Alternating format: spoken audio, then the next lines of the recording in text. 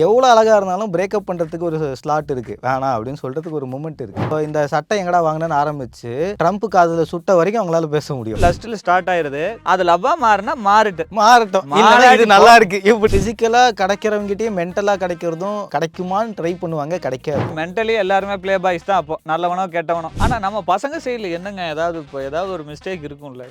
உன்னை கல்யாணம் பண்ணிக்கிறேன், ஆனால் 20 லட்சம் கொடு அப்படின்னா பையனுக்கு 20 லட்சம் ரேட்டு. கொஞ்ச நாளைக்கு முன்னாடி ஒரு ஆபத்தான நியூஸ், கல்யாணம் 2 பேருக்குள்ள நடக்கிற ஒரு விஷயமும் கிடையாது, ஃபேமிலி பிஸ்னஸ். எனக்கு தெரிஞ்ச ஒரு சகோதரி அவங்க வந்து பர்சனலாக எனக்கு மெசேஜ் அனுப்பியிருந்தாங்க. ஆனால் எல்லாருமே பெட்டர் ஆப்ஷனுக்காக மட்டும் வந்து அப்படி பண்ண மாட்டாங்க. டைவர்ஸை எதோட கனெக்ட் பண்ணிக்கிறாங்கன்னா லவ் பிரேக்கப்போட கனெக்ட் பண்ணிக்கிறாங்க. ரிலேஷன்ஷிப்பில் செக்ஸுங்கிறதும் அதனால இருக்கிற பிரச்சனைகளும் தான் ரொம்ப பெருசுன்னு நான் நினச்சிக்கிட்டு இருக்கேன்.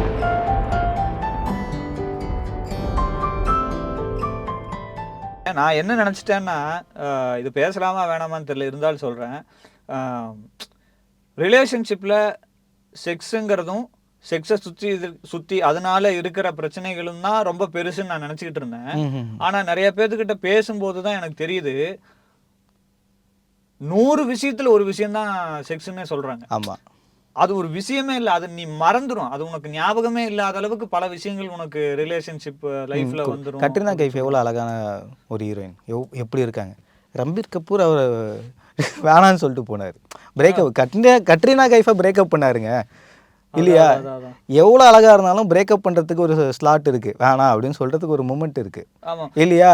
நீங்கள் சொல்கிறதுல நான் என்ன பார்க்குறேன்னா, இப்போ நான் உங்களை ஃபர்ஸ்ட் டைம் ஒரு 10 தடவை பார்க்குறேன்னா 4-5 தடவை தான் உங்களோட அப்பியரன்ஸ் என்னோட இதில் இருக்கும். 4-5 தடவை நான் பேசி பழகிட்டேன்னா உங்களோட குணம் தான் என்னோட மைண்ட்ல இருக்கும். உங்க அப்பியரன்ஸே எனக்கு தெரியாது. நான் சில பேர்லாம் பார்ப்பேன், என்ன இப்படி ஒரு பையனுக்கு இப்படி ஒரு பொண்ணா, இப்படி ஒரு பொண்ணுக்கு இப்படி ஒரு பையனா அப்படின்னு நினைப்போம். ஆனா அவங்களுக்கு எல்லாத்துக்குமே அதே தான். பிகினிங் ஸ்டேஜ்ல அவங்களுக்கும் அந்த அப்பியரன்ஸ் தெரிஞ்சிருக்கும். நாள் பட அவங்க பழக அவங்க மனசும் தான் கண்ணுக்கு தெரியுமா ஒழிய வேற எதுவும் தெரியாது. ஸோ அதுதான் அவங்களுக்கு எப்பேற்பட்ட செலிபிரிட்டியா எவ்வளோ பெரிய அழகான ஆளாக இருந்தாலும் எண்ட் ஆஃப் த டே அவங்களுக்கு வந்து அந்த வைபுன்னு கனெக்ட் ஆகி அந்த அண்டர்ஸ்டாண்டிங் இல்லை. அதுதான் நான் சொல்கிறது, மைண்ட் செட் ஆயிடுச்சுன்னா மற்ற எல்லாமே செட் ஆகிடும். மற்ற எல்லாமே குறைகளாக நம்ம அதிகமாக பார்க்க மாட்டோம். ஓகே, நம்ம பேசுகிறது அவங்களுக்கு புரியுது, நம்ம பேசுகிறது அவங்களுக்கு பிடிச்சிருக்கு, என்னால் அவங்க கூட டாப்பிக்கே இல்லாமல் நம்மள மாதிரி இப்போ ஒரு 1/2 மணி நேரம் 1 ஹவர் பேச முடியுது. நம்ம ஒரு டாப்பிக்கில் பேசுகிறோம், இதுலேருந்து எங்கே வேணால் போகலாம், அவங்களால எங்கே வேணால் பேச முடியும். கண்டிப்பாக ஏதோ பேசுவோம். இப்போ இந்த சட்டை எங்கடா வாங்கினேன்னு ஆரம்பிச்சு ட்ரம்ப் காதில் சுட்ட வரைக்கும் அவங்களால பேச முடியும். ஏன் போகும், அவங்க என்ன பேச வந்தோம், ஆனால் பேச வந்தது வேற ஒன்றா இருக்கும், வேற ஏதோ பேசிக்கிட்டு இருப்போம். ஃப்ரெண்ட்ஷிப் ஒர்க் அவுட் ஆகிற காரணமே அதுதான். ஆமாம், ஃப்ரெண்ட்ஷிப்புங்கிறது. அப்போ ரிலேஷன்ஷிப்லேயே அந்த ஒரு ஃப்ரெண்ட்ஷிப்புங்கிறது தேவை. ஃப்ரெண்ட்ஷிப்போட ஒரு பார்ட்டு தான் அந்த ரிலேஷன்ஷிப்பில் ரொம்ப மெயினாக தேவைப்படுது. அவ்வளோதான். அப்போ இந்த சேம் கான்வர்சேஷன் இந்த மீட்டர் எல்லாம் இல்லாதனால தான் ரொம்ப இண்டிபெண்ட்டாகவும் ஓப்பன் அப்பாக இருக்காமல் இருக்காங்க. ஆமாம், அவ்வளோதான். அதுதான் பாயிண்ட்டு. நீங்கள் அந்த விஷயங்களை எசிடேட் பண்ணிக்கிட்டே இருப்பீங்க. ஏதாவது ஒன்று சொல்கிறது ரொம்ப கிளியராக சொல்லணுன்னா, நம்மளுடைய இன்னர் வேருடைய சைஸ் வந்து ஓப்பனாக ஒருத்தங்கிட்ட சொல்கிறதுக்கு தயக்கமாக இருக்குது. எனக்கு இன்னர் வேர் தோச்சு போட்டுரு, என் இன்னர் வேரை வாங்கிட்டு வா, இந்த மாதிரி அந்தரங்கங்களாக நம்ம நினைக்கிற சில விஷயங்களை ரொம்ப க்ளோஸாக இருக்கக்கூடிய பீப்புள்கிட்ட சொல்லுவோம். அந்த சொல்கிறீங்கனாலே உங்கள் கம்ஃபர்ட் ஜோன் எல்லாமே உடஞ்சிருச்சு. கரெக்ட். அவ்வளோதான். Inner satisfaction. ஆமாம், எனக்கு புரியல. நான் ரொம்ப நாளா பரவாயில்ல. ஸோ இந்த சாட்டிஸ்ஃபேக்ஷன் கிடைச்சாலே போதுமே நம்மளுக்கு. கரெக்ட். ஸோ அதுதான் பாயிண்ட். இந்த மாதிரி ஒரு ஆள் தான் எல்லாருமே எக்ஸ்பெக்ட் பண்றாங்க. அவ்வளோதான். ஸோ நீங்கள் எதை வந்து வெளியில் சொல்லப்படுற கூச்சப்படுறீங்களோ, எதை பேச தயக்கப்படுறீங்களோ அதை ஒருத்தங்க கிட்ட சொல்ல முடியுதுன்னா she is the one.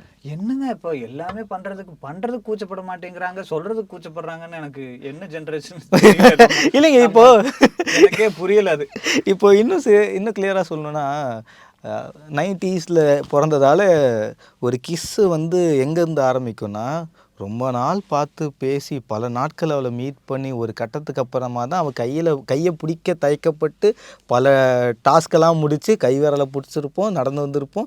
அது பல நாட்களுக்கு அப்புறம் கன்னத்தில் முத்தம் வந்திருக்கும். அதிகபட்சம் கன்னத்தில் ஃபஸ்ட்டு ஆரம்பிக்கும்.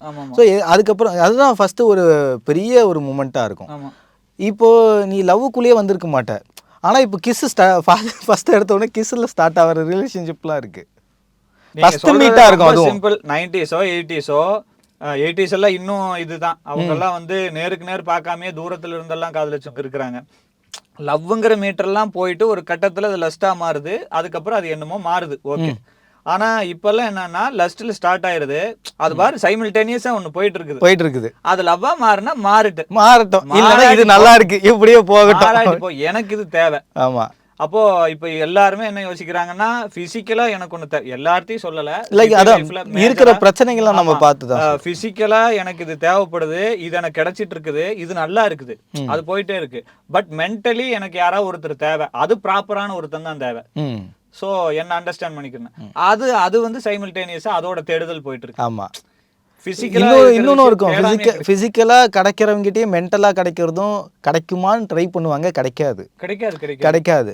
அது ரொம்ப சில சினாரியோவில் அமையும், அது லிவ்னா போய் முடியும், இல்லைனா மேரேஜில் போய் முடியும். அது லாஸ்ட் சினாரியோ. ஓகே கண்மணி படம் மாதிரி தான், அது லாஸ்ட்டில் போய் முடியலாம். ஆனால் மெஜாரிட்டி அதான் அந்த லஸ்ட் ஃபீல்டில் இருக்கிறவங்க, கனெக்ட் ஆகியிருக்கவங்க, இது யாருமே ரைட்டு தப்புன்னு சொல்ல வரல, அவங்கவுங்க பர்சனல் லைஃப்ல அவங்களுக்கு பிடிச்சத அவங்க பண்ணிட்டு இருக்காங்க. அவங்க லைஃப் ஸ்டைல் தான், இதெல்லாம் கூட மேரேஜ் அஃபெக்ட் பண்ணுது. அவங்க பெர்ஸ்பெக்டிவ் தான், அதை நம்ம ஒண்ணுமே சொல்ல முடியாது, பர்சனல் சுதந்திரம் தான். ஆனா இது எல்லாமே கூட தான் மேரேஜ் அஃபெக்ட் பண்ணுது. ஏன்னா மேரேஜ்னு இருக்கும்போது நீங்கள் கல்யாணம் பண்ணிட்டீங்க, கல்யாணம் பண்ணிட்டு உங்களுக்கு ஒருத்தங்களோட ஃபிசிக்கலி அட்ராக்ட் ஆகிருக்குன்னா நீங்கள் அங்கே போயிட்டீங்கன்னா அது பேர் அஃபேர். வெளியில் போயிட்டீங்கன்னா அஃபேர். கல்யாணம் ஆகலை, உங்களுக்கு ஒரு பொண்ணு பிடிச்சிருக்கு, அந்த பொண்ணுக்கும் பிடிச்சிருக்கு, நீங்கள் இருக்கீங்க, இன்னொரு பொண்ணையும் பிடிச்சிருக்கு இருக்கீங்க, அப்போ இது அஃபேர் ஆகாது, பிளே பாய். அதுக்கு எத்தா நீங்கள் நினச்சிக்கலாம் இல்லையா, பெரிய எலிஜிபிலிட்டி ஆகிடும். ஸோ இது எப்படி இருக்குன்னா, இந்த மாதிரி சினாரியோவில் நம்ம சிக்கி இருக்கிறதுனால இது ஒரு பிரச்சனையாகவும் பார்க்கறது இல்லை, இது ஒரு டவுனாகவும் பார்க்கறது இல்லை, பெருசாகவும் பார்க்கறது இல்லை. இது எல்லாமே எல்லாத்துக்கும் கிடைச்சது. எந்த பதவியில் இருக்கிறீங்களோ அதை பொறுத்து அது வந்து மாறிடும், பேர் அது டேர்ம்ஸ் மாறிடும். கல்யாணம் ஆகிட்டு நீ வேற ஒரு பொண்ணை பார்த்தா அது அஃபேராக மாறிடும், டிவோர்ஸுக்கு போய் முடியுது. கல்யாணம் ஆகிறதுக்கு முன்னாடி நீ ஒரு 4-5 பொண்ணை பார்த்துருக்கேன்னா அது கல்யாணத்துக்கு இல்லை, அந்த மேரேஜ் லைஃபே அஃபெக்ட் பண்ணாது, நீ தனியாக இருந்துக்கலாம். ஸோ உனக்கு தேவையானது கிடைக்க போகுது, ஃபிசிக்கலி அண்ட் மென்டலி உனக்கு கிடச்சிருது. ஸோ நீ தனியாக இருக்க போகிற, சந்தோஷமாக இருக்க போகிற, அப்போ உனக்கு கல்யாணம்னு ஒரு விஷயம் தேவைப்படாதுல்ல. சரி, அப்போ ஃபிசிக்கலி இல்லை, மென்டலின்னு மட்டும் வச்சுக்குவோம். ஒரு 4-5 பேர்த்த இப்போ இந்த மேட்ரிமோனியில் அது இதெல்லாம் பார்த்து பேசி பழகிறோம், ஒன்று டமால்னு போயிடுது, ஒரு டுமில்னு போயிடுது, ஒரு கபால்னு போயிடுது, இந்த மாதிரி போயிட்டே இருக்குது. நீயும் போயிடுவேன். மென்டலி நம்மலாம் எல்லாருமே அஃபெக்டட் ஆயிட்டோம். மென்டலி எல்லாருமே ப்ளே பாய்ஸ் தான். அப்போ நல்லவனும் கெட்டவனும் கடந்து வந்துகிட்டு தான் இருக்கணும். எல்லாத்தையும் அன்னைக்கு விருப்பம் இருந்தது 4 பேர்த்துக்கிட்ட பேசுறோம் பழகுறோம், இன்னைக்கு தேவை இருக்குது 4 பேர்த்துக்கிட்ட பேசுறோம் பழகுறோம். அது ஏதாவது ஒன்று ஒர்க் அவுட் ஆகாதா அப்படிங்கிறது அது தயக்கம் இருக்குல்ல. யாராவது ஒருத்தங்க நம்மள கரெக்ட் பண்ண மாட்டாங்களா, யாராவது ஒருத்தங்க கிட்ட நம்மள ஓகே சொல்ல மாட்டாங்களா, என் லைஃப்ல தேவியானி வந்தா அடுத்து நான் தான்டா ஓனரு அப்படின்ற மாதிரி ஒரு எதிர்பார்த்துட்டு இருப்போம்ல. ஆனா நம்ம பசங்க சைடுல என்னங்க ஏதாவது ஒரு மிஸ்டேக் இருக்கும்ல, சப்போஸ் நம்ம எக்ஸ்பெக்டேஷனா ஏதாவது தப்பா இருக்குமோ? நிறைய இருக்குங்க. பசங்க கிட்ட ஒருத்தங்க கிட்டயே எல்லாத்தையும் எதிர்பார்க்கறது தான் தப்பு. 100% யார்கிட்டையும் எதுவுமே இருக்காது. நீங்கள் ஒரு விஷயத்தையே பசங்க நம்ம இப்போ என்ன உட்பட நம்மளுக்கு ஒரு பொண்ணு பிடிச்சிருக்குன்னா அந்த பொண்ணுக்கிட்ட 100% நம்ம எதிர்பார்ப்போம். எனக்கு அவள் இப்படி இருக்கணும், இதுவும் இருக்கணும், இதையும் செய்யணும், அதையும் பண்ணணும்னு எல்லாத்தையும் ஒரு பர்சனாலிட்டிக்கிட்டே நீங்கள் கேட்டிங்கன்னா ஒரு ஏஐ ஜென்ரேட்டட் இமேஜ் மாதிரியே நமக்கு வரும். ஏஐயாலேயே அக்யூரேட்டாக கொடுக்க முடியாது. அப்படி இருக்கும்போது நம்ம ஒரு ஹியூமன் கிட்ட ஒரு 100% நீங்கள் எதிர்பார்க்குறீங்கன்னா எப்படி முடியும்? ஸோ அட்லீஸ்ட் நீங்கள் நியர்பை தான் பார்க்கணும். இங்கெல்லாம் நீங்க எதிர்பார்க்குற விஷயங்கள்ல நியர்பை ஓகே இது வரைக்கும் கிடைக்குது. அப்பியரன்ஸ், ஆள் எப்படி இருக்காங்க, எல்லாமே தான். என்ன கேக்குறேன்னா பசங்களோட எக்ஸ்பெக்டேஷன்னா இன்னொன்னு வைக்கலாம். ஃபினான்ஷியலா நம்ம இந்த வரதட்சணை கேட்கறதோ, எனக்கு இவ்வளோ இது பண்ணாதான் பண்ண முடியும் அப்படின்னு கேட்கறதோ, அது பசங்க சைட்ல அது எப்படி? அது பசங்க நினைச்சா ஸ்டாப் பண்ணலாம். பசங்க வந்து வீட்டில் கேட்குறாங்க, நான் கேட்கலிங்க வீட்டில் கேட்பாங்க அப்படின்னு சொல்லி விட்ருவாங்க. ஸோ ஃபேமிலியில் வந்து நீங்கள் போடுறது என்னவோ போட்டுக்கோங்க அப்படின்னு சொல்லும்போது அவங்க குறைஞ்ச லெவலுக்கு போடுறாங்கன்னா இவ்வளோ தான் போடுவீங்களா அப்படின்னு திருப்பி அங்கே ஒரு டேர்ம் ஏறும். சரி ஓகே அப்போ கம்மியாக போடுறோம் போல், இன்னும் போடணும் அப்படின்னு பொண்ணு வீட்டில் கொஞ்சம் இன்னும் போட ஆரம்பிப்பாங்க. வரதட்சணைன்ற விஷயம் வந்து எப்படி வந்து கல்யாணம் ஆச்சுன்னா ஒரு கார் வாங்கி கிஃப்டாக கொடுக்கணும், கார் இருக்கணும், கார் வந்து எசென்ஷியல்னு மாறிச்சோ அந்த மாதிரி வரதட்சணையும் இப்போ எப்படி இருக்குன்னா, நான் என் பொண்ணுக்கு நல்லா சிறப்பாக செஞ்சுருவேங்க, ஒரு பொண்ணு தாங்க இருக்குது, கல்யாணத்தையே நீங்கள் வரதட்சணை மாதிரி தான் பண்ணுறாங்க. கல்யாணமே என் வீட்டு கல்யாணத்தை ஒரு 1000 பேர் பிஸ்னஸ் டீல் மாதிரி தானே. ஒருவேளை ஒரு அமானுஷமான டவுட்டு, நாம இப்போ டெக்னீஷியன்ஸ் கூட நாங்கள் பேசிகிட்டு இருந்த போது எனக்கு தெரிஞ்ச ஒரு விஷயம் என்ன அப்படின்னா, வரதட்சணைங்கிறது ஒருவேளை பசங்க சைட்லேருந்து இப்போ கடனோ லோனோ ஏதாவது ஒன்று இருக்கும், இப்போ பொண்ணு கட்டி அதை சொல்லவே மாட்டாங்க, கடைசி ஒரு கல்யாணம் வரைக்குமே சொல்ல மாட்டாங்க.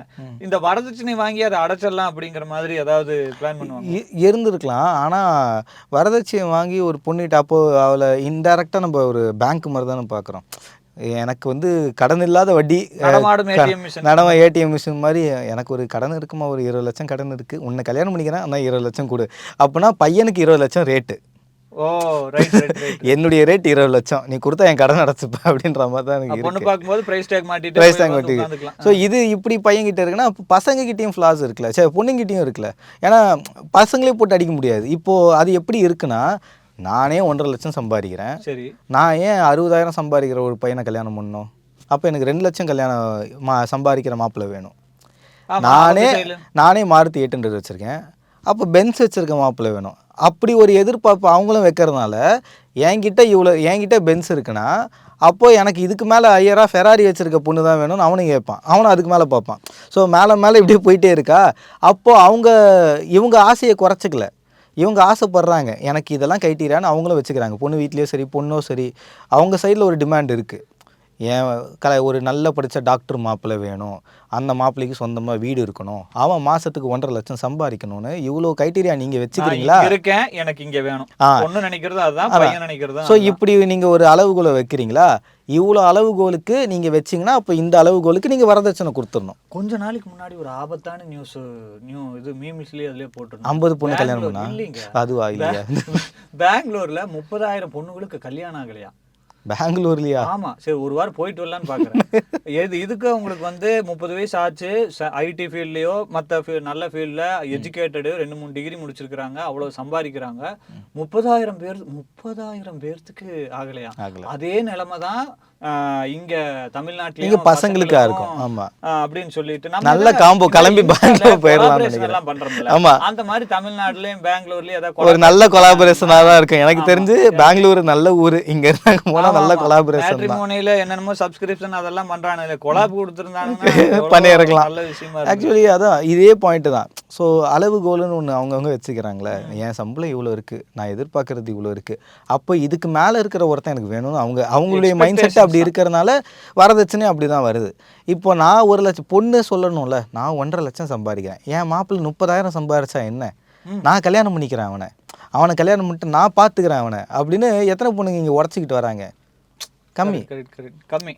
அவங்க அப்படியே அந்த பொண்ணே உடச்சிக்கிட்டு வந்தாலும், ஏமா இன்னும் பைத்தியமா நீ, மாப்பிள்ளை ஒரு 30 தான் சம்பாதிக்கிறாருன்ற, உன்னை எவ்வளோ கஷ்டப்பட்டு எப்படி ஆளாக்கியிருக்கோம், அவனுக்கா நான் உன்னை கட்டி கொடுப்பேன், அவன் 2 லட்சம் சம்பாதிக்கிற மாதிரி மாப்பிள்ளை தரகர்கிட்ட கேட்பாங்க எடுத்துருவான்னு. ஸோ அவங்களே ஒத்துக்கிட்டாலும் அங்கே பேக்ரவுண்டில் ஃபேமிலி ஒத்துக்கிறது இல்லை. அப்போ 2 லட்ச ரூபா சம்பாதிக்கிறவன் சரி உனக்கு மாப்பிள்ளையா இருக்கணும் அப்படின்னா, 2 லட்ச ரூபா சம்பாதிக்கிறவன் எவ்வளோ கமிட்மெண்ட்ல இருப்பான், எவ்வளோ வேலையில் இருப்பான், வீட்டில் இருக்க முடியுமா முதல்ல? அப்போ 2 லட்ச ரூபா சம்பாதிச்சு கொடுத்தா மட்டும் போதுமா, இல்லை ஒருத்தன் வீட்டில் இருந்துட்டு உன்னை பார்த்துக்கணும் உனக்கு? அதெல்லாம் இங்கே எதிர்பார்க்கறதே இல்லைங்க. எண்ட் ஆஃப் த டே என்னன்னா, ஃபேமிலி வந்து கல்யாணம்னு ஒன்று வரும்போது ஏகப்பட்ட டேர்ம்ஸ் அண்ட் கண்டிஷன்ஸ் வரும். கல்யாணம் வந்து ஈஸியாக நம்ம பார்த்தோம் பேசணும் நடத்தும் கிடையாது. கல்யாணம் 2 பேருக்குள்ளே நடக்கிற ஒரு விஷயமும் கிடையாது. ஒரு ஃபேமிலி பிஸ்னஸ். அது வந்து ஒரு பொண்ணுக்கும் ஒரு பையனுக்கும் பிடிச்சிருக்குன்னா அது லவ் தான்.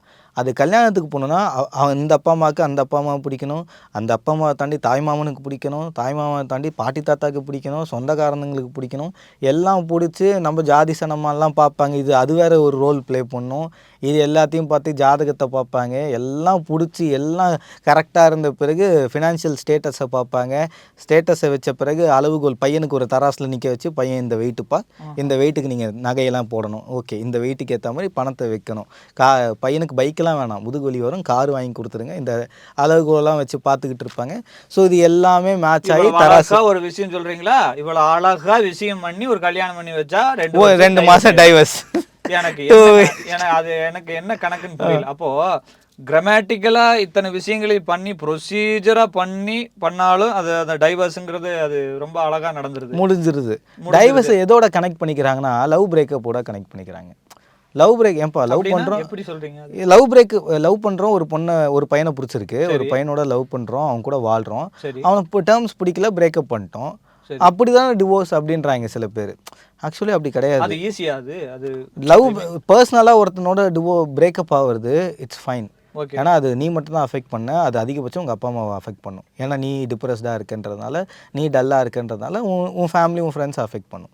வென் மேரேஜ் ஆகி அது டிவோர்ஸாக அது மாறும்போது அஃபிஷியல். Official okay. அஃபிஷியல் நீ ரிஜிஸ்டர் பண்ணுற, ஓகே. கல்யாணத்தை ரிஜிஸ்டர் பண்ணுற. நீ ரிஜிஸ்டரே பண்ணலனா கூட கல்யாணத்துக்கு ஒரு 100 பேரை கூப்பிட்ருப்ப.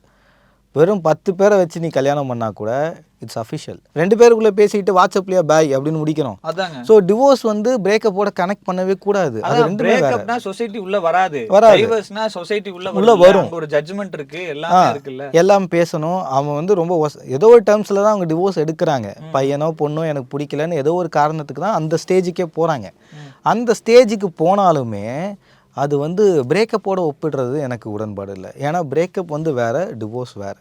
ரெண்டுமே இப்போ பிரேக்கப் பண்ணுற மாதிரி தான்ப்பா டிவோர்ஸ்னால், பிரேக்கப் பண்ணுற மாதிரி டக்குன்னு டிவோர்ஸ் ஆகுதே தவிர 2 ஈக்குவல் கிடையாது. அதில் நிறைய பேருடைய மனசு ரொம்ப அஃபெக்ட் பண்ணும். அப்பா அம்மாவுக்கு தனிப்பட்ட வகையில் அஃபெக்ட் பண்ணும். ரொம்ப இந்த ஒரு விஷயத்தை பற்றி இதே ஒரு டைவர்ஸை பற்றி நாங்கள் வந்து பேசியிருந்தோம். அப்போ வந்து நாங்கள் எங்களுடைய புரிதலில் நாங்கள் பேசியிருந்தது என்ன அப்படின்னா, 50+ல 60+ல டைவர்ஸ் வாங்குறாங்கன்னா உங்களுக்கு மென்டல் பீஸ் வேணும். அவங்க எல்லாத்தையும் பார்த்து கடந்து வந்ததுக்கு அப்புறம் தான் அந்த டைவர்ஸுக்கு போகிறாங்க. அவங்களுக்கு மென்டல் பீஸ். ஏர்லி ஸ்டேஜஸ்லேயே வந்து டைவர்ஸ் வாங்குறவங்களுக்கு வந்து என்னன்னா பெட்டர் ஆப்ஷன் இருக்கும் அப்படிங்கிறதுனால அது பண்ணுறாங்க அப்படின்னு. அது நாங்கள் அது ஒரு விஷயத்தை அந்த மாதிரி பதிவு பண்ணுறோம். பட் எனக்கு தெரிஞ்ச ஒரு சகோதரி அவங்க வந்து பர்சனலாக எனக்கு மெசேஜ் அனுப்பியிருந்தாங்க. ஆனால் எல்லாருமே பெட்டர் ஆப்ஷனுக்காக மட்டும் வந்து அப்படி பண்ண மாட்டாங்க.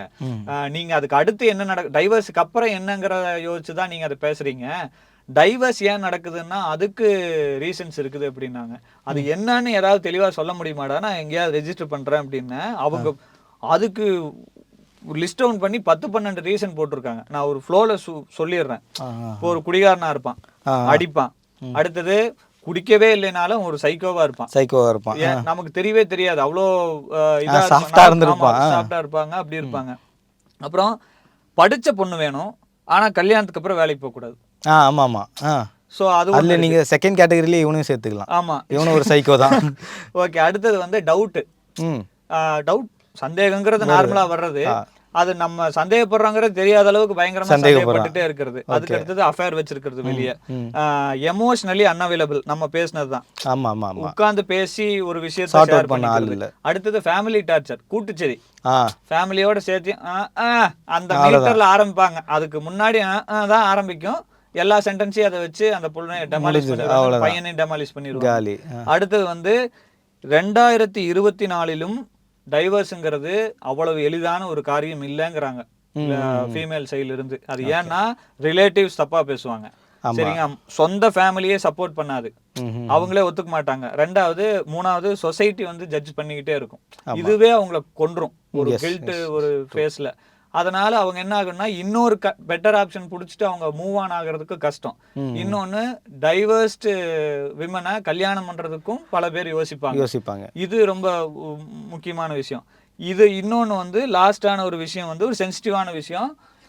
என்ன சொல்லுவாங்கன்னா, செக்ஸுங்கிற ஒரு விஷயத்துல அவங்களால அதை பொண்ணால சாட்டிஸ்ஃபை பண்ண முடியல, இல்ல பையனால சாட்டிஸ்ஃபை பண்ண முடியல, அப்படிங்கிறதுனாலையும் டைவர்ஸ் வருது. இத்தனை காரணங்கள் இருக்கு. இத்தனை காரணமும் இருக்கு இல்லையா? இது வந்து எங்கெங்கெல்லாம் ஆரம்பிச்சு எதெல்லாம் பிரேக் பண்ணோன்னா, ஃபேமிலியை வந்து நம்மளால எதுவுமே பண்ண முடியாது. ஃபேமிலியில் ஏதோ ஒரு நம்ம ஹஸ்பண்ட் ஒய்ஃப்குள்ளே நல்ல டேர்ம்ஸில் இருக்குது. ஆனால் குடும்பத்தில் இருக்கிறவங்க குட்டையை குழப்பிட்டே இருக்காங்கன்னா அதை சரி பண்ணுறது ரொம்ப கஷ்டம். இப்போ நீங்கள் அப்போ கல்யாணம் ஆரம்பிக்கிறதுக்கு முன்னாடியே இப்போ 5 நிமிஷம் பேசியிருப்போம், 1 மணி நேரத்தில் பேசுகிறோம்ல. அப்போ அந்த சமயத்திலேயே எங்கள் அம்மா இப்படி, அப்பா இப்படி, கூட பிறந்தவங்க இப்படி அப்படிங்கிற ஒரு விஷயத்த அவங்ககிட்ட சொல்லணுமோ? அது இல்லை, நம்ம சொன்னாலுமே அது கரெக்டாக கன்வே ஆகாது. இப்போது நம்ம அப்பா அம்மா நம்மக்கிட்ட ஒரு மாதிரி இருப்பாங்க, அது நம்ம அடாப்ட் ஆகிருப்போம், இல்லை நம்மளுக்கு தெரிஞ்சிருக்கோம். அதை நீங்கள் இன்னொருத்தங்க கிட்ட சொல்லும்போது அது புரியாது. இப்போ நாம பார்த்த படத்தை பார்க்காத ஒருத்தங்கிட்ட எக்ஸ்பிளைன் பண்ணுற மாதிரி நீங்கள் லியோ படத்தை எக்ஸ்பிளைன் பண்ணி பாருங்க, அது கிராண்டா தெரியாது. ஆமா, நீங்க பாருங்க, அட்லீஸ்ட் உங்களுக்கு கொஞ்சமாவது கிராண்டா தெரியும். அது அவங்க எக்ஸ்பீரியன்ஸ் பண்ணா மட்டும்தான் என்னங்கிறது. அது வந்து அவங்களுக்கு எக்ஸ்பீரியன்ஸ் அந்த டைம்ல இப்போ குடும்பத்தை நம்மளால சரி கட்ட முடியாது. இவனை சரி பண்றது, இவனே வந்து எமோஷனலி அன்அவைலபிளா இருக்கான், இவனே வந்து ஒரு சைக்கோ பார்த்தா இருக்கும்போது அவனை பிடிச்சி அவனை தாங்கிக்கிட்டு அதுக்கப்புறம் குடும்பத்தையும் சரி பண்ணணும்னு நினைக்கும் போது அது பாசிபிளே கிடையாது. ஸோ இவங்க சொன்ன இந்த சினாரியோலாம் வந்து டிவோர்ஸ்க்கு கரெக்டான ரீசன்ஸ். இவங்க சொன்னாங்க இல்லையா, அந்த 10 பாயிண்ட், இதுதான் மெஜாரிட்டி டிவோர்ஸுக்கு ரீசனாக இருக்கும்போது அவங்க அதுதான் ஆப்ஷனை எடுத்து ஆகணும், சார்ட் அவுட் பண்ண முடியாது. அன்லஸ் இந்த ஃபேமிலி தான் டார்ச்சர், பையனை எனக்கு ரொம்ப பிடிச்சிருக்குன்னா தனி கொடுத்தன ஆப்ஷன்ஸ் இருக்குது. தனியாக போயிடலான்னு முடிவு பண்ணலாம். அதுக்கு பையன் ஒத்துழைக்கணும். இல்லை நான் தனியாக வரமாட்டேன்னு சொன்னால் அப்போ டிவோர்ஸ் தான் ஆப்ஷன்னு பேசி அதை முடிச்சு விட்டுறணும். இல்லைனா அவனும் ஓகே ஒய்ஃபு கஷ்டப்படுறாங்கன்றது புரிஞ்சுக்கிட்டு வெளில வந்துட்டாங்கன்னா அங்கே மேரேஜ் கால் ஆஃப் ஆகாது. அப்புறம் வேற என்ன, அவங்க சைக்கோபாத்தா இருக்கான், அப்போ அவனை திருத்தவே முடியாது. அவனை அந்த டேர்ம்ஸ்குள்ளே வந்தாலே நீங்கள் டிவோர்ஸ். ஒரு சிலர் வந்து என்னதான் சைக்கோபாத்தா இருந்தாலும் பொண்ணோ பையனோ அதுல இருந்து இன்னொருத்தர் தெளிவா இருக்காங்கல்ல, அவங்க வெளியில வரமாட்டேங்கிறாங்க அவ்வளவு சீக்கிரம். சரி இது சரியாயிரும். ஏன்னா நீங்க சொன்ன மாதிரி டிவோர்ஸ் ஆனவங்கள ஜட்ஜ் பண்றது, சொசைட்டி பிரச்சனை, ஃபேமிலி, அப்பா அம்மா என்ன நினைப்பாங்க, இவ்வளோ விஷயங்கள் மைண்ட்ல ஓடுனதால இவனை சகிச்சுக்கிட்டு எப்படியாவது சரி பண்ணலாமான்னு அவங்க அந்த ஆப்ஷன் தான் ட்ரை பண்ணிக்கிட்டே இருக்காங்க. அவங்களுக்காக யோசிக்கிறதுக்கான ஒரு ஸ்பேஸே இல்ல. சுத்தி இருக்கிறவங்க யோசிச்சுக்கிட்டே இருக்கணும். யோசிச்சு சரி இவனை எப்படியாவது சரி பண்ணிடலாமா, இவனை எப்படியாவது சரி பண்ற முடியாதா, இவன் நேத்து 10 அடி அடிச்சானா இன்னைக்கு 8 அடி அடிச்சிருக்கான், அப்போ 2 அடி ரெடி ஆயிடுவான் போல அப்படின்னு ஒரு மாசம் வெயிட் பண்ணுவான், 15 அடி அடிப்பான், அவ்வளவுதான். அப்படியே பொறிஞ்சு என்ன கம்மியாயிட்டே வருதுன்னு நினைக்கும் போது திருப்பி அவன் பீக்கிக்கு போயிடுவான். ஸோ இது எப்படி சரி பண்றதே தெரியாம வெறுத்து போய் தான் அடுத்த கட்டத்துக்கு போயிடுவாங்க. இவங்க சொன்ன பாயிண்ட் எல்லாமே இருக்கு. சில விஷயங்களை சார்ட் அவுட் பண்ண முடியும். சந்தேகப்படுறானா மாற்ற முடியாது, சைக்கோபாத்தா இருக்கானா மாற்ற முடியாது. அது வந்து பிஹேவியரை தாண்டி, அது ரொம்ப பிஹேவியரை தாண்டியும் ரொம்ப நேச்சரா அவங்க உள்ள இருக்கிறது, அதை மாற்ற முடியாது. அது வந்து இவங்க விட்டு போனாங்க பார்த்தீங்களா, அப்போ தான் அவனுக்கு கொஞ்சம் பொறி தட்டும், நம்ம ஏதோ தப்பு பண்ணியிருக்கோம், ஓகே இந்தந்த விஷயங்கள் தான் தப்பு. அவங்களா சேஞ்ச் பண்ணிக்கிட்டா அது அவனே தான் சேஞ்ச் பண்ணி ஆகணும். நம்ம யாரையுமே யாராலையும் மாற்றவே முடியாது. அவனே அதை ரியலைஸ் பண்ணி ஓகே இது தப்பு அப்படின்ற விஷயத்த புரிஞ்சுக்கிட்டு அதுக்கப்புறம் தான் அவனே தான் அதை மாற்றுப்பான். எப்படி லவ்ல வந்து டாக்ஸிக் அப்படிங்கிற ஒரு மீட்டர் இருக்குது, ஓவர் பொசசிவா இருக்கிறாங்க, ரெட் ஃபிளாக் கிரீன் ஃபிளாகே அவங்களுக்கா தோணுனா மட்டும்தான் அது மாத்திக்க முடியும். ஒருத்தங்களுக்கு ரெட் ஃபிளாக் கிரீன் ஃபிளாக் மாறுபடும். நான் பேசின ஒரு சிலர் சொல்றாங்க, நான் அப்படி இருக்கேன்னு எனக்கு தெரியாதுங்கிறாங்க. எனக்கு நான் அப்படி ஒருத்தனா நான் மத்தவங்களுக்கு ப்ரொஜெக்ட் ஆகுறதே எனக்கு தெரியல, எனக்கு அதுக்கப்புறம் அந்த நபர் நீங்க சொன்ன மாதிரி விட்டுட்டு போனதுக்கு அப்புறம் தான் எனக்கு அது ரியலைஸ் ஆகுது இல்லையா அப்படிங்கிறது அது தோணும். இப்போ லவர் படத்துல மணிகண்டனுடைய கேரக்டர் எப்படி ஆரம்பத்துல நம்மளுக்கு வெளியில இருந்து படம் பார்க்கும்போது அந்த பொண்ணை டார்ச்சர் பண்றான்னு தோணுது, ஒரு மாதிரி அவர் வந்து அக்ரெசிவா நடந்துக்கிறாரு. மணிகண்டனுடைய பாயிண்ட் ஆஃப் வியூல அவர் பண்றது கரெக்டா இருக்கு. ஏன்னா அவர் வாழ்ந்த விதம் அப்படி, அவர் பேசின விதங்கள் அப்படி, அவருடைய சூழ்நிலை வந்து அவரை ஒரு மாதிரி டாக்ஸிக்கா வெளியில காட்ட வச்சிருக்கு, அவர் அப்படி நடத்தி வச்சுருக்கு. ஸோ ஒரு பொது வெளியில திட்டக்கூடாது கத்தக்கூடாதுன்றது அவருக்கு தெரியல, நேச்சராகவே அவர் பண்ணுறாரு. ஆனால் ஒன்ஸ் அது பிரேக்கப் ஆன பிறகு கடைசியில் வந்து அழகாக ஆப்பிள் கிரம்பில் எடுத்துகிட்டு வந்து வைக்கும்போது அவர் அந்த மாதிரி அக்ரெசிவாக வைக்கல. இவையும் வந்தா ஃபஸ்ட்டு பழைய மணிகண்டனாக இருந்திருந்தால், லவர் படத்தில் இருக்க பழைய மணிகண்டனாக இருந்தால் அவர் கட்டின ஹோட்டலில் திருப்பி அவர் எக்ஸை பார்க்கும்போது சண்டை போட்டிருப்பார், ஏஞ்சி வெளில போடின்னு கெட்ட வார்த்தை பேசியிருப்பார். அதுலேயே சேஞ்சு தெரிஞ்சிருச்சுல, ஏன்னா விட்டு போன பிறகு தான் அவர் திருந்திருக்கார். அங்கே தான் ரியலைசேஷன் வரும். ஏங்க ஒருத்தர் கூட இருக்கும்போது ரியலைசேஷன் வந்ததுன்னா ஒரு பிரயோஜனம், அது வந்துருச்சுன்னா டக்குன்னு அதையே மேட்ச் பண்ணி கொண்டு போய் வராது. போனதுக்கு அப்புறம் ரியலைசேஷன் வந்தா என்ன, வராட்டி என்ன? உளவியலாலே அப்படிதானே, நம்ம கூட இருக்கும்போது யாருடைய பாயிண்ட்டுமே நம்மளுக்கு புரியாது, கூட இருக்கும்போது அவங்க அருமை புரியாதுன்னு சொல்கிற ஸ்டேட்மெண்ட் ரொம்ப உண்மையாக இருக்கிறது இதுதானே. ஏன்னா அவங்க என்ன தப்பு பண்ணுறோன்னு அவங்களுக்கே தெரியாது, நீ என்ன சுட்டி காட்டினாலும் அவங்களுக்கு புரியாது. நீ இப்படி பண்ணுறது அந்த படம் ஃபுல்லாகவே பாருங்க, சொல்லக்கூடாதோ ஸ்ட்ரெயிட்டாக சொன்னாலும் புரியாதுன்றேன். நீ இப்படி பண்ணுறது எனக்கு பிடிக்கல, இப்படி பண்ணுறது மற்றவங்களை ஹர்ட் பண்ணுதுன்னு நீங்கள் ஸ்ட்ரெயிட்டாக சொன்னாலும் அவங்களுக்கு புரியாது. அவங்கள பொறுத்த வரைக்கும் என்னன்னா, என்ன நீ ப்ளேம் பண்ற, ஆமா என் மேல தப்புங்கிற, மேல தப்பு இல்லைங்கிற, அடே நீ மட்டும் கரெக்டா தப்பு தான் நான் ஒத்துக்கிறேன், ஆனா அதை நீ புரிஞ்சுக்கோ, அதை நீ மாத்திக்கோ, ஏன்னா நம்ம பண்ற தப்பை விட நம்ம ஒன்னா இருக்கிறது ரொம்ப முக்கியம். இது நீ எவ்வளோ சொன்னாலும் அவனுக்கு வந்து என்னையே குறை சொல்ற, நீ யோகியமா அப்படின்னு அந்த கேள்வி வரும். அப்படிதான் கேட்டுக்கிட்டே இருப்பான். அப்படி தான் அவன் அந்த பொண்ணை ப்ளேம் பண்ணுவான், தப்பாக பேசுவான். ஆனால் அவன் என்ன தப்பு பண்ணான்னு அவனுக்கு அந்த பொண்ணு இல்லாமல் வேற ஒரு இடத்துல செருப்படி வாங்குவான். செருப்படி வாங்கும்போது தான் லைஃப் வந்து அவனுக்கு உணர்த்தும், ஓகே இந்த செருப்படி தான் அந்த பொண்ணு நம்மளுக்கு உணர்த்திருக்கு. அவள் இத்தனைக்கும் சாஃப்டாக சொன்னான், இது ரொம்ப பெரிய ஈல்ஸாக இருக்குது, அவள் ஒரு சாஃப்டான செருப்பாக இருந்தது, இது வந்து பலார்னு ஒன்று விட்டுருக்காங்க வாழ்க்கையிலன்னு அந்த வாழ்க்கை அவனுக்கு அடித்து சொல்லி கொடுக்கும்.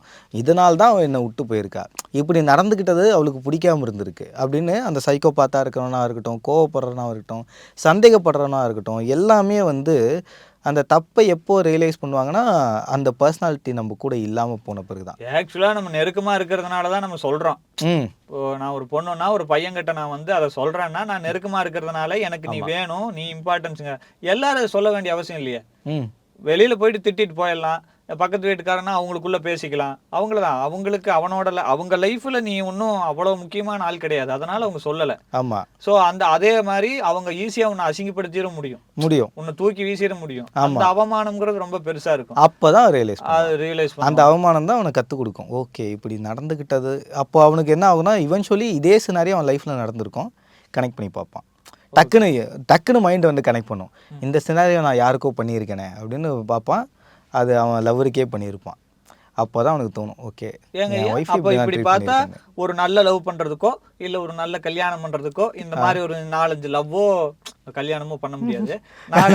4-5 லவ் பண்ணியிருந்தா ஒரு எக்ஸ்பீரியன்ஸ் கிடைக்கும், ஒருத்தரை ப்ராப்பரா இப்படி அப்ரோச் பண்ணுவோம் அப்படின்னும் இல்லை. நீங்கள் இப்போ அப்பா அம்மா வளர்க்குற விதத்துலேருந்து எங்கே மாறும், இல்லைனா உங்கள் ஃப்ரெண்ட் சர்க்கிளில் இருக்கிற விதத்துலேயே அது மாறி இருக்கும். நீங்கள் இப்போ எங்கள் வீட்டில் எங்கள் பாட்டி தாத்தாவுக்கு வயசு 60-70 ஆகுது.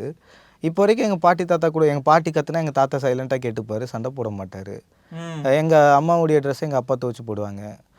அவரே பாத்திரம்லாம் தேய்ச்சி எங்கள் அம்மா வந்து உட்காந்துக்கிட்டு இருப்பாங்க. அவர் காலையில் 6 மணிக்கு அவருக்கு வேலை இருக்கும். நைட்டு 12 மணி ஆனாலும் அந்த வீடை க்ளீன் பண்ணிட்டு அது எல்லாத்தையும் முடிச்சுட்டு வந்து தூங்கிட்டு காலையில் ஏஞ்சி போவார். அதுக்கப்புறம் அப்பா வந்தாருன்னா டயர்டாக இருப்பாருன்னா அதுக்கேற்ற மாதிரி எல்லாத்தையும் சமைச்சு வச்சுருவாங்க. ஸோ இது நம்மளுக்கு பார்க்கும்போது நம்ம சர்க்கிள் இருக்குல்ல, நம்ம கூட இருக்கிறவங்களனாலே நம்மளுக்கு புரியும், ஓகே இதெல்லாம் பண்ணக்கூடாது, இப்படி ட்ரீட் பண்ணக்கூடாதுன்னு நம்ம சர்க்கிள் கொஞ்சம் சொல்லி கொடுத்துரும். பாதி விஷயம் 50% நீங்கள் அங்கே கற்றுக்கிட்டிங்கன்னா மிச்சம் 100% நம்ம பார்க்குற படம், நம்ம கூட இருக்கிறவங்க, நம்ம பேசுகிற விதம், இது எல்லாமே மிச்சத்தை சொல்லி கொடுத்துரும். ஆக்சுவலாக நான் ரொம்ப சுயநலமாக பேசிட்டேன். அதாவது நம்ம இந்த மாதிரி ஒரு கல்யாணமோ ஒரு ப்ராப்பர் லவ்வோ பண்ணணும்னா இத்தனை லவ்வோ இத்தனை இதுவோ பண்ணிட்டு வர மாதிரி. ஆனா நீங்க அந்த லேர்னிங்க என்ன சொன்னா, நீ அதனையெல்லாம் ஒண்ணும் பண்ண வேண்டாம், ஆல்ரெடி பண்ணி கல்யாணம் பண்ணி அடி மிதி வாங்கி அதுல இருக்கிறவங்க ஆல்ரெடி இருக்கிறாங்கல்ல, அந்த பெரியவங்களை பார்த்தனாலே உனக்கு வந்துடும், ஈஸியாவே தெரிஞ்சு. இவ்வளோ ஸ்வீட்டாக இருக்க எங்கள் அப்பா ரொம்ப கோவப்படுறவர், வீட்டில் இருக்க பொருள்லாம் தூக்கி போட்டு உடைகிறவர், சண்டை போடுவார், கத்துவார், கெட்ட வார்த்தை பேச மாட்டார். அம்மாவை கெட்ட வார்த்தை பேச மாட்டார், கை வாங்க மாட்டார். கோவம் தான் பொருளை உடச்சிருவார், கை வாங்க மாட்டார். இந்த அக்ரெசிவ்லாம் எங்கள் அப்பாவை பார்த்துருக்கேன். என்ன இந்த மனுஷன் இவ்வளோ சைக்கோவாக இருக்காரு அப்படின்னு. அந்த சைக்கோவை இப்படிலாம் உடைக்கக்கூடாது, இப்படிலாம் நடந்துக்கக்கூடாது. என்னன்னா எங்கள் அம்மா பேசவே மாட்டாங்க. கோவப்பட்டாங்கன்னா 1 வாரத்துக்கு பேசாமல் கொள்ளுவாங்க. அந்த சைலன்ஸ் கில் பண்ணும். அந்த சைலன்ஸில் பேசிடுறீ நான் தப்பு தாண்டின்னு அந்த சைலன்ஸில் கில் பண்ணிடும். ஸோ அது ஒரு பயங்கரமான அப்ரோச். நீ சண்டை போறியா, நான் என் குழந்தைய தூக்கிட்டு வீட்டுக்கு போகிறேன் அப்படி பண்ணாமல் எங்கள் அம்மா சைலண்ட்டாக இருந்தே எங்கள் அப்பா கொண்டுருவாங்க. என்ன இது, ஐயோ சைலண்ட்னு கொள்ளுது. ஒருத்தரையே ஒவ்வொரு நாளையும் கொலை பண்ண முடியும்னா அது சைலன்ஸ் தான். பேசவே மாட்டாங்க. ஆனால் அது அவங்க எழுந்துப்பாங்க, சமைப்பாங்க, எல்லாம் வைப்பாங்க. 1 வாரத்தை பேச மாட்டாங்க. அந்த 1 வாரம் ஃபுல்லாக அவருக்கு ரொம்ப கில்ட் அதிகமாகிட்டே வரும். அந்த கில்ட்டில் அவர் ரியலைஸ் பண்ணுவார், தப்பு பண்ணிட்டோன்னு. ஸோ இப்படி நம்ம ட்ரீட் பண்ணுற விதம் இருக்குல்ல, ஸோ நம்மளுடைய பார்ட்னரை நீ ட்ரீட் பண்ணுற விதத்துலேயும் ஓகே இப்படி தான் நடந்துக்கணும் போல், நம்மளுடைய பேரை நம்ம இப்படி தான் கவனிக்கணும் போல் அப்படின்னு நம்ம அதுலேயே அண்டர்ஸ்டாண்ட் பண்ணுறோம்.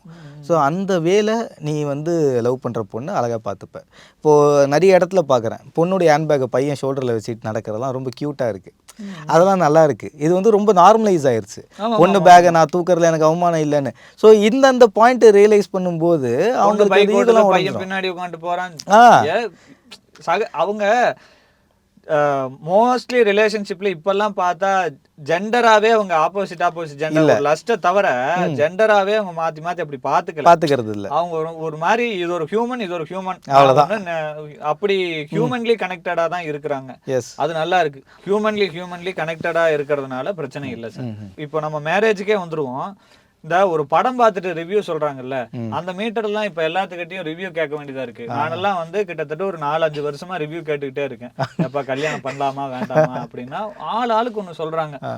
ஒருத்தர் எல்லாம் பேசாம அமைதியா என்ன பாக்குறாரு, பார்த்துட்டு பண்ணலாம், பண்ணித்தானே ஆகணும், பண்ணு பண்ணணுங்கிற, சரி பண்ணிக்க அப்படின்னு சொல்லிட்டு போறாரு. அது நான் எந்த எடுத்துக்கிறதுனே தெரியல. அவரோட வாழ்க்கையவே அந்த ஒரு இதுல சொல்லிட்டு போயிடுறாரு. நிறைய பேர் என்னங்கிறாங்கன்னா அப்படியெல்லாம் ஒண்ணும் கிடையாது, ஆளுக்கு ஒண்ணு சொல்லுவாங்க.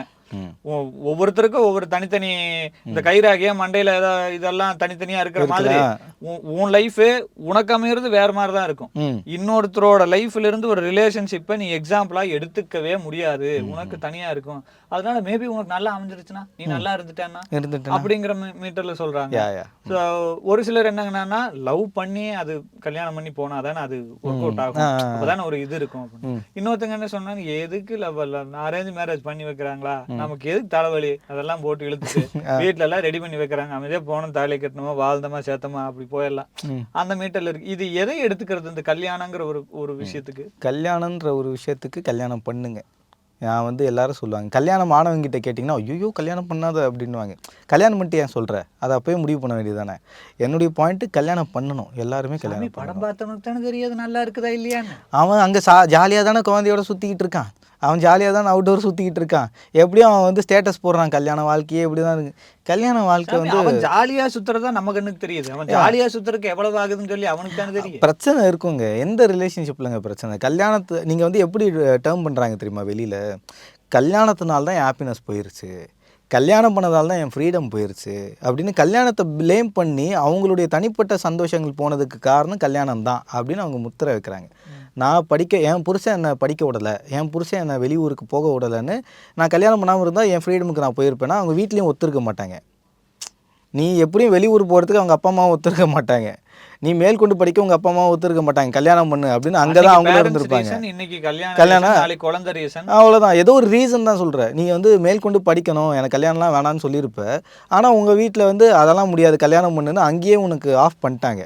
ஸோ கல்யாணம் பண்ணிட்டு புருஷனை ஒத்து போனால் புருஷனை ஒத்துக்க மாட்டான். அப்போ நீ புருஷனை மட்டும் ஏன் ப்ளேம் பண்ணுற, அப்பா அம்மா சேர்த்து ப்ளேம் பண்ணு. ஓகே, இப்போ பையனுக்கு அதே தான். இப்போ நான் பேஷனை பண்ண முடியலன்னா எனக்கு அது கல்யாணம் தான் தடங்கல், பண்ண முடியலன்னா கல்யாணம் தான் ரீசன். அப்படிலாம் கிடையாது.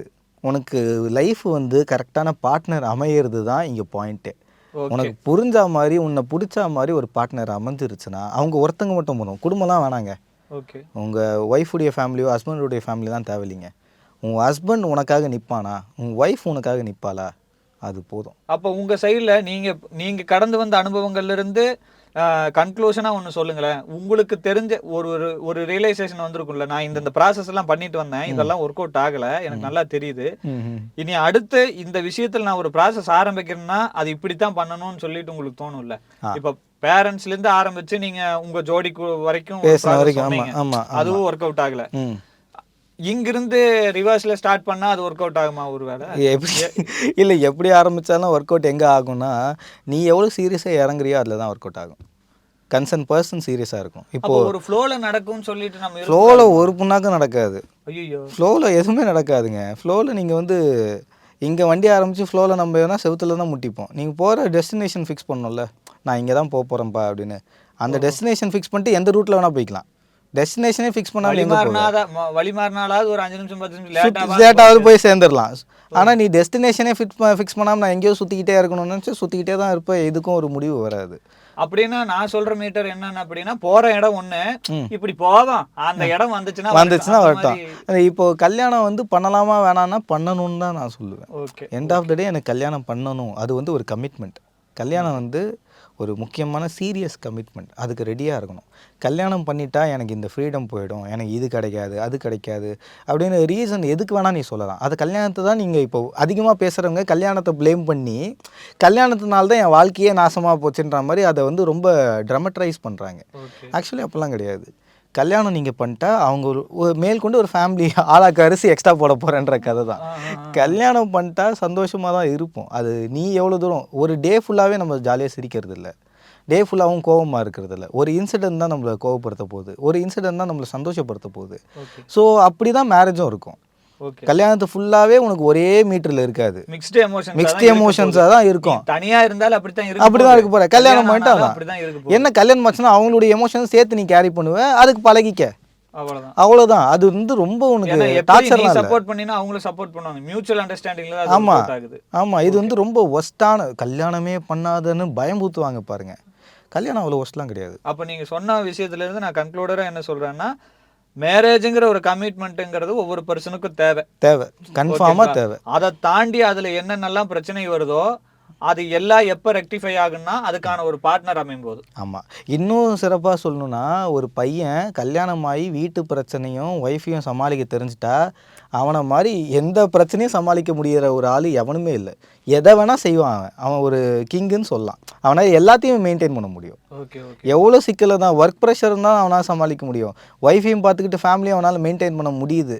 அவங்கள ஒரே மீட்டரில் உட்கார வைக்க முடியுதுன்னா, அவன் எங்கே போனாலும் அவனால் மெயின்டைன் பண்ண முடியல. எந்த பிரச்சனைனாலும் அவனால் ஹேண்டில் பண்ண முடியல. அந்த கட்ஸ் அந்த ப்ராக்டிஸ் அவனுக்கு வந்துடும். அவன் குடும்பத்தை அழகாக ரன் பண்ண ஆரம்பிச்சிடுவான். ஏன்னா இவங்களே சமாளிச்சிட்டான். நீ 100 பேரை சமாளிக்க வேணாம், உன் ஒய்ஃபையும் உன் குடும்பத்தையும் மட்டும் சமாளிக்க கற்றுக்க. 50% நீ ஒய்ஃபுக்கு எஃபர்ட் போட்டால் மிச்சம் 50% உங்கள் அப்பா அம்மா உன் குழந்தை அதெல்லாம் போட்டு பார்த்துக்கிட்டாலே போதும்.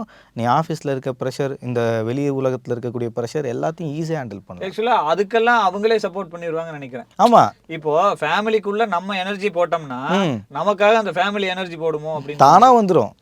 தானாக வந்துடும். நீ எவ்வளோ தூரம் இனிஷியேட் பண்ணி உன் ஃபேமிலியை சந்தோஷமாக வச்சுக்கிறியோ உன் சர்க்கிளும் ஹாப்பியாக இருக்கும், நீயுமே ஹாப்பியாக இருப்ப. ஸோ கல்யாணம் பண்ணிவிட்டு நீ எவ்வளோ தூரம் மோர் ஓவர் ஒரு சண்டை வந்திருக்கு, ஏதோ ஒரு பிரச்சனை ஆயிடுச்சு, எந்த சண்டை வேணால் வரட்டும், don't wait for the moment. அவள் வந்து பேசட்டும், இல்லை நான் வந்து பேசணும், சாரி கேட்கணும், அதுக்கப்புறம் போய்க்கலாம், இல்லை ஏதாவது ஒரு மூமெண்ட் வந்த பிறகு போய் பேசுவோம், அதெல்லாம் பார்க்காத. கூச்சமே இல்லாமல் சண்டை போட்டியா அடுத்த நிமிஷமே அடுத்த விஷயத்த போய் பேசப்பார். அடுத்த விஷயங்களுக்கு போயிடணும். அந்த சண்டையை அப்படியே விட்டுட்டு அடுத்ததுக்கு போயிடணும். ஒய்ஃப் அப்படி தான் இருப்பாங்க. பண்ணணுமா இல்லை அதை அங்கேயே உடச்சி அதை முடிச்சுட்டு போகணுமா? சண்டை வந்துருச்சு, அதை வந்து சார்ட் அவுட் பண்ண முடியுதான் உட்காந்து பேசி அதை சரி பண்ணுங்க. ஓகே. பேசி சரி பண்ண முடியாத ஒரு சுச்சுவேஷன்னா அடுத்த விஷயங்களை பேசவாது பார்க்கணும். அதை மைண்ட்லேயே வச்சுக்கிட்டு அடுத்ததை பேசாமல் அப்படியே இருந்தால் பேசவே முடியாது. இப்போ அடுத்தது பேசும்போது அது எப்படி உடையும்? உடையாது. ஆனால் நீங்கள் பேசவே இல்லைன்னா வேறு எதுவுமே நடக்காது. ஆனால் நீங்கள் சொல்கிற மாதிரி அப்படி நம்ம அந்த இடத்துல அதை விட்டுட்டோன்னு வைங்களேன், அது சும்மா இருக்காது. இப்போ வெளியில் கூப்பிட்டு போகிறேன்னு ஒய்ஃபுக்கு அஷூரன்ஸ் கொடுத்துருக்கீங்க 6:30 மணிக்கு. சரி, 6:30 மணிக்கு உங்களால் வர முடியல, லாஸ்ட் மூமெண்ட்டில் வேறு ஒரு ஷூட்டோ வேறு ஒரு மீட்டிங்கோ வந்துருச்சு. சரி, அந்த பிளானுக்கு அவங்க ரொம்ப எதிர்பார்த்துருக்காங்க, கேன்சல் ஆயிடுச்சுன்னு அவங்க கோவப்படுறாங்க. ஆப்வியஸ்லி கோவம் வரும். நீங்கள் வந்துட்டு அந்த விஷயத்தை பற்றி ஃபஸ்ட்டு பேசணும். இதுதான் விஷயம், இதான் நடந்திருக்குன்னா அவங்க கோச்சின்னு தான் இருப்பாங்க. இது நடக்காத மாதிரியே வீட்டில் போய் பேசுறது தான் பிரச்சனை. அதுதான் பிரச்சனை. போயிட்டு பேசி கன்வின்ஸ் பண்ணணும். கன்வின்ஸ் பண்ணி அவங்க கன்வின்ஸ் ஆகலைனாலும் கன்வின்ஸ் பண்ண பார்க்கணும். கன்வின்ஸ் பண்ணுறதுக்கு ஏதாவது ஒரு பாயிண்ட் இருக்கும். அந்த கன்வின்ஸ் பண்ணியே ஆகணும். நீங்கள் எப்படியாவது அவங்கள எப்படியாவது சரி பண்ணிடணும். அவங்கள எப்படியாவது நீங்கள் சிரிக்க வச்சிடணும். எண்ட் ஆஃப் த டே அவங்க ஒரு மாதிரி உங்களால் டிஸ்டர்ப்ட் ஆகிருக்காங்கன்னா அப்போ நீங்கள் தான் அதை சரி பண்ணணும். அதை சரி பண்ணணும். சரி பண்ணாமல் நீங்கள் வந்து அப்படியே விட்டுட்டிங்கன்னா வேலைக்கு ஆகாது. இல்லையா வேறு ஏதாவது பேசணும். மீட்டிங்கில் இப்படி நடந்து ரெடியாக அதை காது கொடுத்து கேட்கலையா, என்னடி நீ சமைச்சேன்னு அடுத்த விஷயத்த பேசு. நீ பேசுகிற எப்படியோ அவளை கம்யூனிகேட் தான் பண்ணிக்கிட்டு இருக்க. அப்போ அதில் ஏதோ ஒரு இடத்துல எப்படியா காமெடி ஏதோ காம்ப்ரமைஸ் பண்ணிடுவேன். இந்த விஷயத்தையே வச்சுட்டு நீ சரி பண்ணணும்னு அவசியம் இல்லை. வேற ஏதாவது பேசியாவது அந்த பிரச்சனையை சரி பண்ணுறதுக்கு ஏதாவது லூப் கிடைக்கும். ஆனால் நீ அதுக்கு பேசணும்ல, வேற ஏதாவது ஒரு டாபிக்காக பேசணும்ல. நீங்க சொல்ற மாதிரி போயிட்டே இருந்தாலும் அவங்க சைடுல அந்த அவங்கள திருப்பி போடுவாங்க, சொல்யூஷன் வச்சு பேச்ச மாத்தாதன்னு வருவாங்களே, ஏன் இப்படி பண்ணன்னு ஒரு அதுக்கு உடனே வராது. ஒரு 1/2 hour நான் வேற டாபிக் பேசினாதான் நீ இவ்வளோ தூரம் பண்ணிட்டு வேற பேசுறியா அப்படின்னா திருப்பி நம்ம இல்லடி இதுதான் நடந்ததுன்னு திருப்பி கன்வின்ஸ் பண்ணுவோம். திருப்பி வேற டாபிக் பேசணும், திருப்பி வேறு டாபிக் பேச்ச மாத்தாருன்னு வருவாங்க. இப்படி நீங்கள் பேசி தான் கன்வின்ஸ் பண்ண முடியும். இல்லைனா இல்லை அவள் கோபமாக இருக்கா, இப்போ நம்ம 1/2 hour கேப் விடுவோம் அப்புறம் பேசுவீங்கன்னு நினச்சிங்கன்னா அது 1/2 hour ஆகாது, அரை நாள், ஒரு 1/2 day போயிடும். அந்த டேவே உங்களுக்கு மொமெண்ட்டாக இல்லாமல் போயிடும். ஸோ அதுக்காக நீங்கள் உடனே இனிஷியேட் எடுத்து பேசிடணும். வேறு ஏதாவது பேசு, ஆனால் பேசு, அவங்க கூடவே பேசு, அப்போ தான் அது சரியாகும். இன்ஸ்டண்ட்டாக அதை முடிச்சிடணும். ஆமாம், சம்மந்தப்பட்டவங்க ஒரு சண்டை உங்கள் கூட வந்திருக்கா, சம்மந்தப்பட்டவங்ககிட்ட பேசணும். கோவிலுக்கு போகிறீங்களா, மூலவரை பாருங்கள். குட்டி தெய்வங்கள்லாம் பார்த்துட்டு அப்புறம் மூலவருக்கு போனீங்கன்னா நீங்கள் சாமி கும்பிட்றதுக்கு லேட் ஆகும். ஸ்ட்ரெயிட்டாக போயிடணும். அதே ஒரு விஷயம் பேசணுமா, கன்சர்ன் பர்சன் யாரோ அவங்ககிட்ட ஸ்ட்ரெயிட் டீலிங் தான். நீ சுற்றி பேசினா இவன் ஒன்று சொல்லுவான், அவன் ஒன்று சொல்லுவான், பக்கத்தில் ஒருத்தன் பேசுவான், நீ கரெக்டாக யார்கிட்ட சண்டையே அவங்ககிட்ட பேசவே மாட்டேன். ஸோ ஒருத்தன் ஜட்ஜ்மெண்ட் எல்லாத்தையும் தாண்டி நீ அங்கே போகும்போது அது கடைசியில் பிரேக்கப்பில் போய் 1-to-1 அந்த கப்பலுக்குள்ள யாரையும் விடாமல் இருக்கிறது ரொம்ப நல்லது. ரொம்ப நல்லது. லவ்லையும் சரி, எந்த ரிலேஷன்ஷிப்புமே 1-to-1 நீங்கள் யாருக்காக வேலை செய்கிறீங்களோ ஸ்ட்ரெயிட்டாக டீல் பண்ணிங்கன்னா உங்களுக்கு மற்ற ஃப்ளாஸ் எல்லாமே உடஞ்சிரும். நீங்கள் கிளியராக இருப்பீங்க. வேற ஆப்ஷனே இல்லை. லேயர் இப்போ இருக்காது, கில்ட் இருக்காது, மிஸ் அண்டர்ஸ்டாண்டிங்ஸ் இருக்காது, கிளாரிட்டி இருக்குங்க. எல்லாத்த விட உங்களுக்கு ஒரு கிளாரிட்டி இருக்கும். இதுதான் நான் பண்ண போகிறேன், இதுக்கு தான் நான் வந்திருக்கேன். ஸோ அதுதான் ரிலேஷன்ஷிப்புக்கு ஒரு பெஸ்ட் அட்வைஸு. அப்போது நம்ம இப்போ மொத்தமாக இவ்வளோ நேரம் பேசின ஒரு விஷயத்தில் கன்க்ளூட் ஆகிற ஒரு விஷயம் என்னென்னா, மேரேஜ்ங்கிறது ஒரு நெசசிட்டி தான், அது ஒரு தேவையான ஒரு விஷயம் தான், இல்லையா? ஒரு 100ல ஒரு 10% பீப்புளை தவிர ஒரு 90%நாலும் எல்லாத்துக்கும் அவசியம் தான். ஒரு சிலர் சுதந்திரமா முடிவு எடுத்துக்கலாம் அந்த மாதிரி. அதுல என்னென்னலாம் பிரச்சனை வருது அதெல்லாம் ரெக்டிஃபை பண்றது அப்படிங்கிறது நாமளா எஃபர்ட் போட்டு பண்ணினா மட்டும்தான் முடியும். எனக்கு தெரிஞ்சு கல்யாணமே நாமளே எஃபர்ட் போட்டு பண்ணாதான் முடியும் அப்படிங்கிறது தான் உண்மை. ஆமா, ஓன் ரெஸ்பான்சிபிலிட்டி அந்த மாதிரி ஆயிருச்சு. ஆமா, கல்யாணமே அப்படிதான். ரெஸ்பான்சிபிலிட்டின்னு வரும்போது 2 பேரும் 50% இருக்கணும். நான் 50 போடுறேன், நீ 40 போடு, நான் 40 நீ 60, அந்த மாதிரி இல்லாமல் 50-50 இருக்கணும். ஆக்சுவல் 50 இருக்கணும். அதே மாதிரி கல்யாணத்துக்கு அப்புறம் பவுண்டரி செட் பண்ணிக்கோங்க. எனக்கு இது இந்த டைமில் எனக்கு இந்த பிரச்சனை வரும், இதெல்லாம் எனக்கு வந்து பிடிக்காது, இது எனக்கு பிடிக்கும். இப்போ எனக்கு நான்வெஜ் சாப்பிட்றது பிடிக்காது, அந்த ஸ்மெல்லு ஒத்து வராது. மீன், சில பேருக்கு மீன் பிடிக்காது, அந்த மீன் என் பக்கத்தில் உட்காந்து சாப்பிடாது. இதெல்லாம் பவுண்டரிஸ். அவளுக்கு பிடிக்காதுன்னு முன்னாடியே தெரிஞ்சிருச்சுன்னா அதை இரிட்டேட் பண்ண மாட்டோம். ஸோ சில விஷயங்கள் நம்மளே கற்றுக்கலாம். ஸோ கல்யாணம் பண்ணிட்டோம், நம்ம ஒரு பவுண்டரி நம்ம அவங்கக்கிட்ட செட் பண்ணிக்கிட்டோம், இல்லை நம்மளுக்கு என்ன பிடிக்கும் பிடிக்காதுன்னு பேசி தெரிய வச்சுக்கிட்டோம்னா, ஸோ அது ஒரு நல்ல ரிலேஷன்ஷிப்புக்கு இன்னும் ஹெல்த்தியான ஒரு மூமெண்ட். அதுக்கான டைம் எடுத்து எஃபர்ட் போட்டு அதை ஒர்க் அவுட் பண்ண வேண்டியது நம்ம வேலை.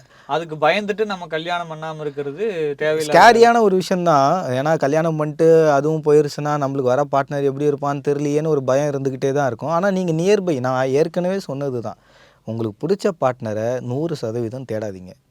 அட்லீஸ்ட் ஒரு 60% மேட்ச் ஆகுதான்னு மட்டும் பாருங்கள். 60 போதும். 60% நல்ல பர்சன்டேஜ், நல்ல மார்க், நல்ல மார்க்.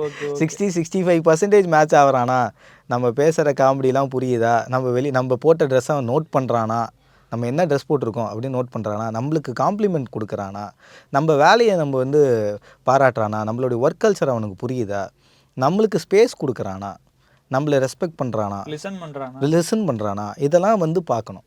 இதெல்லாம் இருந்தால் போதும். இதெல்லாம் தான் பேசிக்கு. மரியாதை கொடுக்கணும், மதிக்கவும் கற்றுக்கணும். இது ரெண்டுமே இருக்குது அப்படின்னா அவன் போதும், அவள் போதும். இது ரெண்டுமே வேல்யூ பண்ணுறாங்கனாலே 60% ஓவர். அது மித்த 40% அப்புறமா வர சண்டைகள், வர சின்ன சின்ன சண்டைகள், அதெல்லாம் ஒரு சில ஜோடிகளுக்கு வந்து 1 வருஷம் ஆகும், ஒரு சில ஜோடிகளுக்கு 2-3 வருஷம் ஆகும், ஒரு மாசத்துல கூட முடியல, ஒரு மாசத்துக்கு கூட அது முடிஞ்சாலும் முடியல. அதை நம்ம ஒர்க் அவுட் பண்ணும். எண்ட் ஆஃப் தி டே எல்லாரும் கல்யாணம் பண்ணுங்க பாஸ், வாழ்க்கை நல்லா இருக்கும். அதான் உண்மையான பாயிண்ட். ஓகேங்க ஐயா, ரொம்ப ரொம்ப சந்தோஷம் இந்த மாதிரி ஒரு விஷயத்தை இதுன்னா. அதே மாதிரி ஒரு கல்யாண மாலை மாதிரியே பேச வேண்டியது உங்க நேரத்துக்கு இதை கேட்டு கேட்டு பழகிருச்சு. நேரத்துக்கு ஏற்ற மாதிரி, குணத்துக்கு ஏற்ற மாதிரி நல்லபடியா எல்லாம் நடக்கட்டும். கண்டிப்பாக. நன்றி. இப்போ இவ்வளோ நேரம் அந்த கல்யாணங்கிற ஒரு விஷயத்தை பற்றி இத்தனை விஷயம் இருக்குதுன்னு எனக்கே தெரியாது. என்கிட்ட வெறும் கேள்வி தான் இருந்தது. அவர்கிட்ட கேட்டேன், இத்தனை விஷயம் சொன்னார். எனக்கு 4-5 பேர்கிட்ட பேசின நாலேஜ் வச்சு நானும் ஷேர் பண்ணிக்கிட்டேன். இதை தாண்டியும் ஏதாவது ஒரு சில விஷயங்கள் இருந்ததுன்னா நீங்கள் கமெண்ட்டில் சொல்லுங்கள், அதை மேலும் மேலும் டிஸ்கஸ் பண்ணுவோம். நாங்கள் இவ்வளோ நேரம் பேசினதில் உங்களுக்கு ஏதாவது ஒரு புரிதல் இருக்கும், இது உங்களை என்கேஜ் பண்ணியிருக்கும்னு நம்புகிறேன். மீண்டும் ஒரு அழகான ஒரு மனதோடு உங்களை சந்திக்கிற வரைக்கும் உங்களிடமிருந்து விடைபெறுவது NK. அன்புக்கு நன்றி. NK from finally. நன்றி.